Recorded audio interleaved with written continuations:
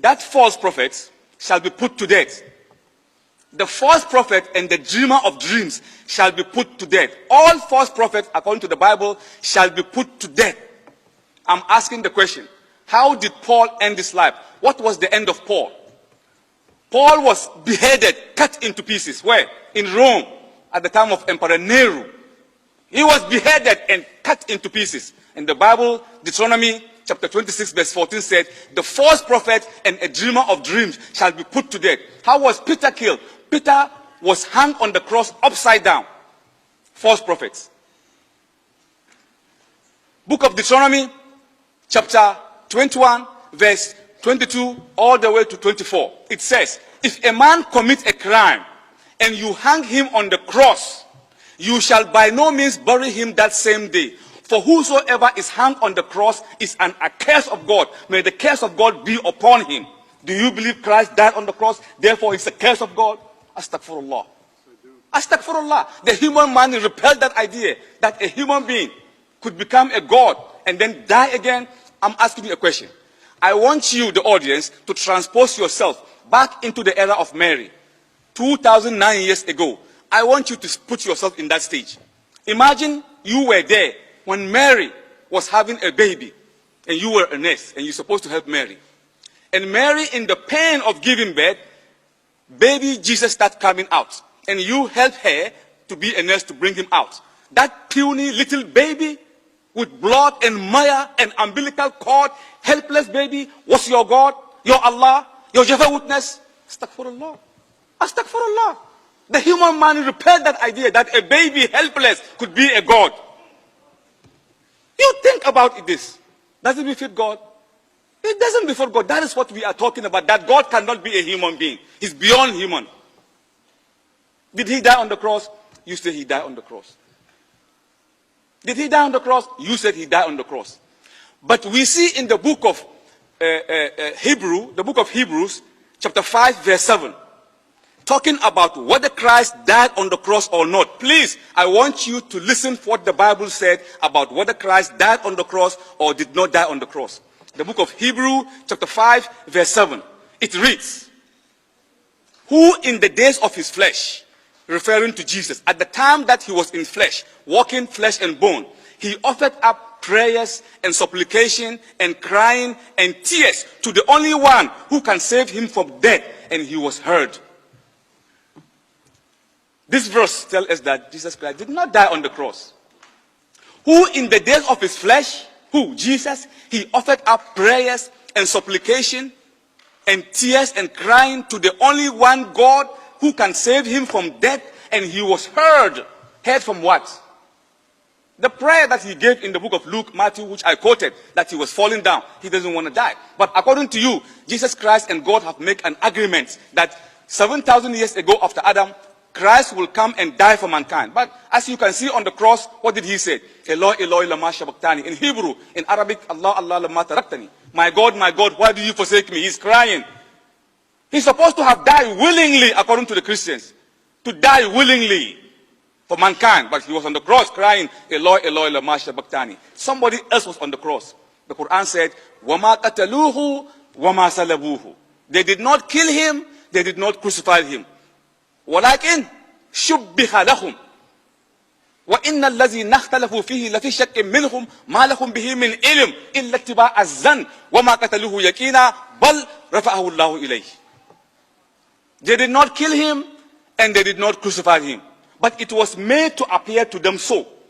What was made to appear to them? The fact that he died on the cross. Yes, someone was hung on the cross that day on Calvary cross. Someone was hung on the cross in Golgotha. Someone was indeed hung on the cross, but that was not Jesus. So Allah said, وَإِنَّ الَّذِينَ اخْتَلَفُوا فِيهِ لَفِي شَكٍّ مِّنْهُمْ. Those who are involved about the case of death of Jesus, مَا لَهُمْ بِهِ مِنْ إِلْمٍ. They don't have the exact knowledge of what happened to them. Why? Because إِلَّا اتِّبَاعَ الظَّنِّ. They follow conjecture, guesswork, fiction. They think that's what happened. They were not there. Matthew, Mark, Luke, and John, none of them saw the crucifixion of Christ. They were not there. Because the book of Mark, chapter 14, verse 50 said, during the most critical time of the life of Christ, All his disciples forsook him and fled. They ran away at the time that they came to arrest him. Mark said, during the most critical time of the life of Christ, all his disciples, all means all, none of them saw what happened. All forsook him and fled. Where did they go? They went to upper room. They went to a place called upper room. That is where they used to meet. And that's where the disciples went and hid. None of them saw what happened in the cross. So the Quran said, وَإِنَّ الَّذِي نَخْتَلَفُ فِيهِ لَفِي شَكٍّ مِّنْهُمْ. Those who are involved about his death, they don't have the knowledge of what happened. Because Mark said they all forsook him and fled. إِلَّا اتِّبَاعَ الظَّنِّ. They follow conjecture, guesswork. That's what happened. I think so. That's why you find contradiction. Today, the question is the Bible the word of God? I would have discussed that issue, but this is not the issue. I would have proved 100% that the Bible has been mutilated. Mutilated beyond recognition.